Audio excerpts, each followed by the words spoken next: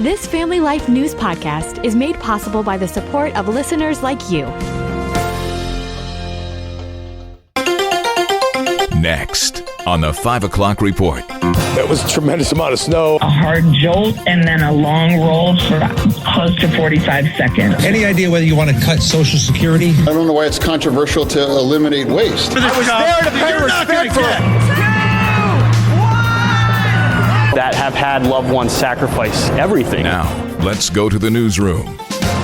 Good afternoon and welcome to the broadcast. I'm Family Life News anchor Sarah Harnish. Snow totals are in from the last 7 days of lake effect storms in New York and Pennsylvania. The National Weather Service says Fort Drum takes the prize at 63 inches. Cassadaga came in second place at 56.5 inches, but not to disappoint, Little Valley, not so little, at 52 inches of snow. Winter officially starts 16 days from now, December 21st. These guys are in Mill Creek, Pennsylvania. There was a tremendous amount of snow. We've not seen anything like this in a long time. There's a lot more to get rid of. I do think that they're trying to do the best they can. Mill Creek Township Supervisors Kim Clear and Jim Bach think the town's been able to keep up so far. It was heavy snow. It wasn't even the amount, it was the kind of snow. We did have some trucks that were getting stuck.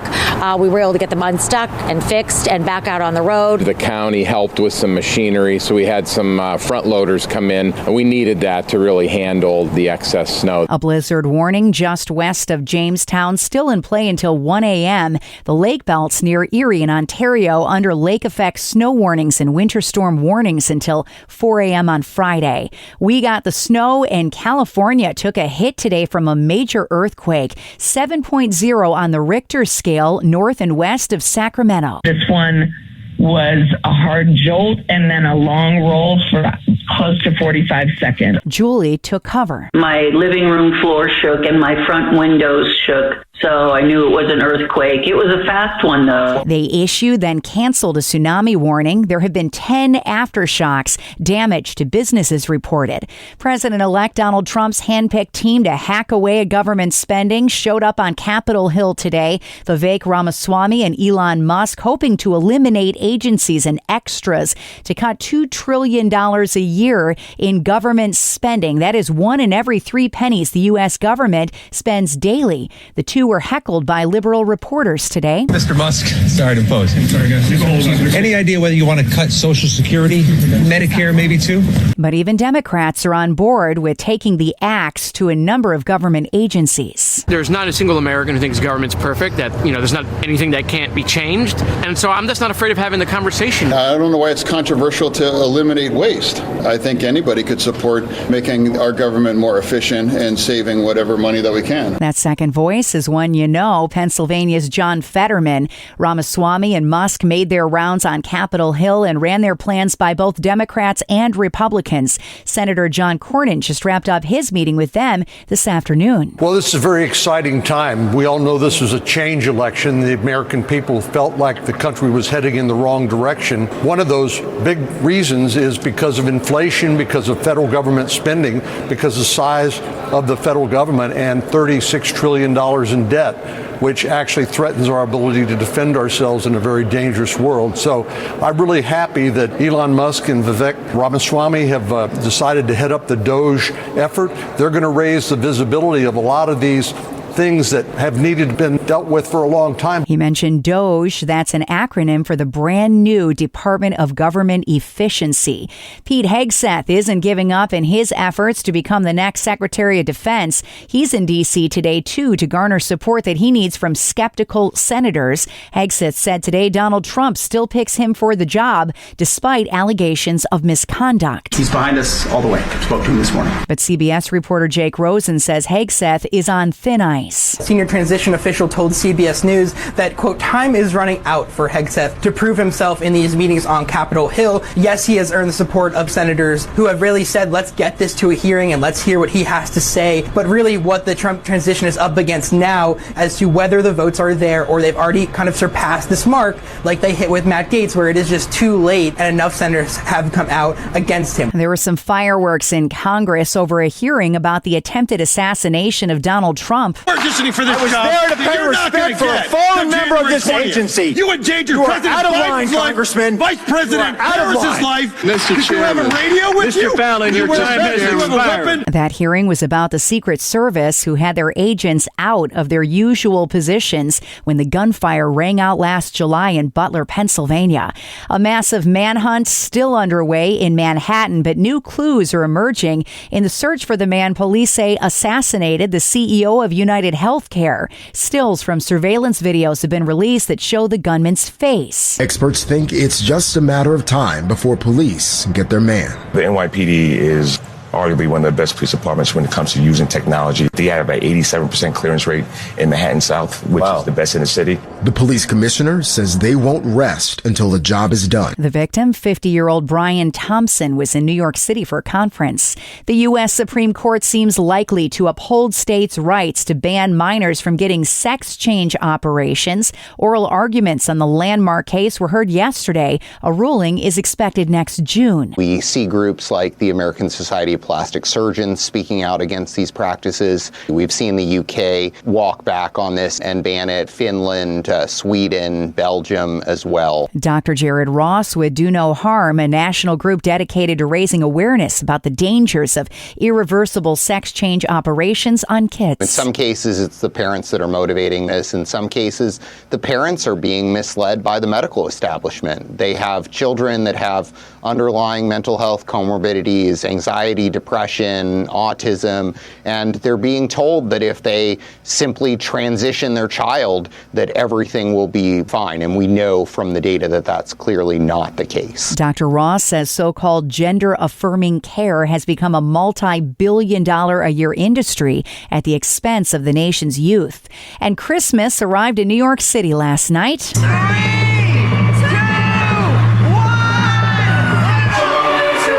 A huge crowd watched as they flipped the switch to light up the giant tree in Rockefeller Center on NBC. 74-foot Norway spruce carted in from West Stockbridge, Massachusetts. Correspondent Deborah Rodriguez. Still to come on the 5 o'clock report, infighting over the closure of I-90 during the lake effect snow shoveling safety, and why you need to do it differently after 50 years old, from the mouth of a heart surgeon, and the Syracuse city judge that won't perform a same-sex wedding ceremony. Those stories after weather with Kevin Williams. For tonight, partly to mostly cloudy, brisk winds, cold, flurries, local lake snow and blowing snow. Many areas will see little to no accumulation. However, several inches could accumulate in the snowbelt areas to the east and southeast of Lake Erie and Lake Ontario. Low temps, teens and low 20s, wind chills dipping into the single digits overnight. Tomorrow, some localized lake snow and flurries, set same Saturday, but outside of lake effect, some sun at times. High temperatures tomorrow and on Saturday in the 20s and lower 30s. Thank you, Kevin. Checking the stories making news where you live across New York and Pennsylvania. There's a little drama over shutting the New York State Thruway down because of that lake effect snow. The Thruway says it notified PennDOT, but PennDOT wasn't aware. Chautauqua County Sheriff James Quattrone tells WGRZ what happened was that traffic was backed up from the state line to Ripley, New York, after a crash compounded the closure.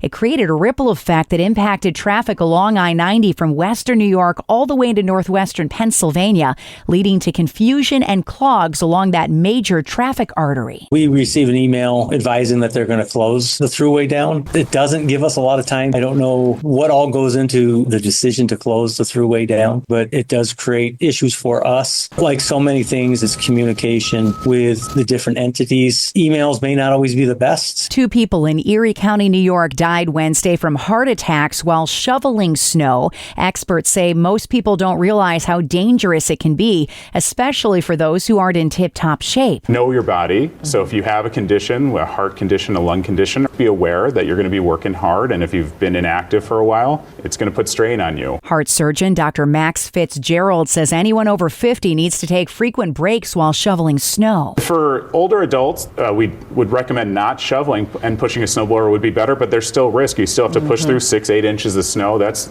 significant exertion as well. So you got to be careful. There's still an impact on the body. He suggests shoveling it in stages, not all at once. A Syracuse City Court judge is in hot water for refusing to perform a same-sex wedding ceremony. The State Commission of Judicial Conduct is reviewing the case. Judge Felicia Pitts Davis says her faith does not allow her to sanction such a marriage. Pennsylvania State Capitol will soon feature a new memorial honoring Gold Star families. The effort to create that tribute was led by Representative Joe Kerwin, who recently returned from a 10-month deployment with the Pennsylvania National Guard. He tells WHTN. It's going to be a permanent memorial for the people that have had loved ones sacrifice everything for our freedoms, who shows those families here in the state capitol that we are never going to forget their sacrifice. Suzanne Schaefer lost her son Billy, who died while serving in 2013. We say in the Gold Star Mother world that our children can die twice, the day they take their last natural breath and the day we never say their name again. A monument such as this is going to cause people to remember. Remembering those who gave everything in Pennsylvania. 3 Western Pennsylvania school districts successfully defeated state mandates requiring teachers and students to buy in to controversial social positions. The attorney for the Thomas More Society spoke with our own Greg Gillespie about lessons for the public on how to advocate for local schools.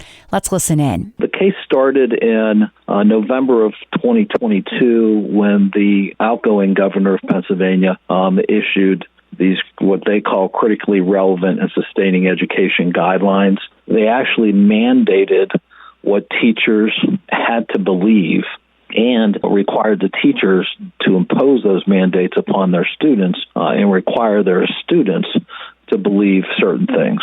We're not opposed to an open discussion about these topics. The legal theory that resulted in the victory in this case is important in the Commonwealth of Pennsylvania because that gives parents, students, educators, citizens the ability to put input into the regulations that are being proposed.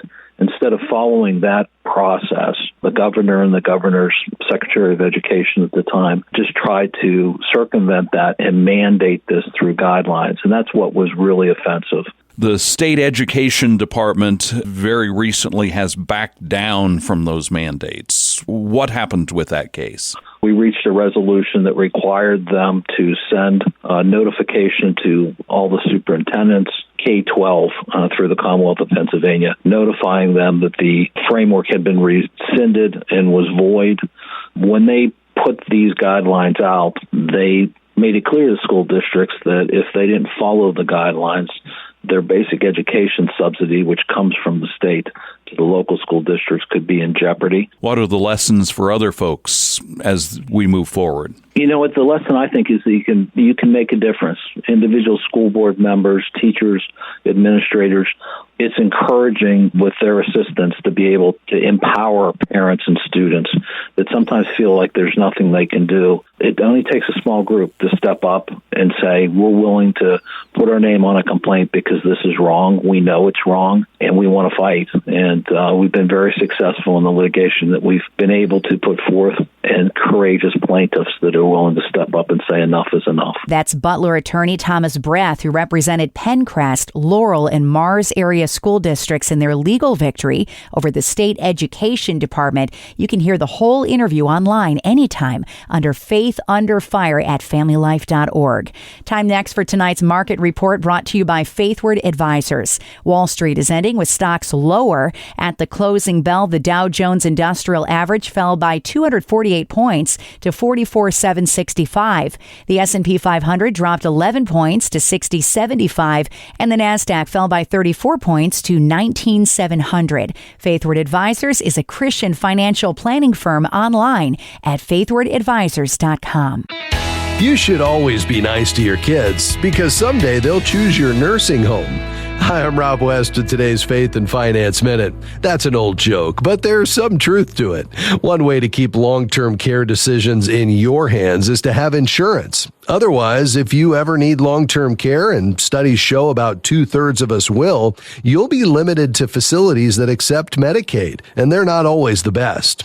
Long-term care insurance seems expensive until you compare it to the cost of that care, more than $8,000 a month. The best time to buy this insurance is between the ages of 55 and 60. After that, it could be priced out of your reach. Plan today to get long-term care insurance and give yourself peace of mind. Get biblical answers to your financial questions in the Faith Fi community. Download Faith Fi, Faith and Finance in your app store or visit faithfi.com. Coming up on the 5 o'clock report, how would you like something that could handle the cleaning of your home and all your laundry? We'll tell you what's in the works coming up after weather with Kevin Williams. Here is your Family Life regional weather forecast. We have a cold night coming up tonight with brisk winds. Everything from some starlight to some locally heavy lake snow and blowing snow. Many areas will see little to no accumulation. However, several inches could accumulate in the snowbelt areas to the east and southeast of Lake Erie and Lake Ontario. Low temps, teens and low 20s, wind chills dipping into the single digits overnight. Tomorrow, some localized lake snow and flurries, but outside of lake effect, some sun at times. High temperatures tomorrow in the 20s and lower 30s. The pattern stays chilly into the start of the weekend, but with a thaw and rain coming early next week. Thank you, Kevin. Finally at 5, engineers in Norway are testing a new robot that could someday clean your home and do your laundry. Neo is 5.5 feet tall, weighs 66 pounds, and can walk or run depending on the urgency of the task. Hey, could you and your friends tidy up here? We have some visitors coming. Creators say the bot, powered by artificial intelligence, can carry on conversations, make decisions, and perform complex tasks. And it learns by watching people. Hey, my family's laundry is definitely complex. And that is the world that we live in for Thursday, the 5th of December. I'm Sarah Harnish, and this is the 5 o'clock report on Family Life. Thank you for listening to this Family Life News podcast. If you've been encouraged by what you've heard, please share it with others and click the subscribe button to automatically receive future episodes. Family Life is a listener-supported ministry. Podcasts like this are made possible by your financial partnership. Find out more at familylife.org.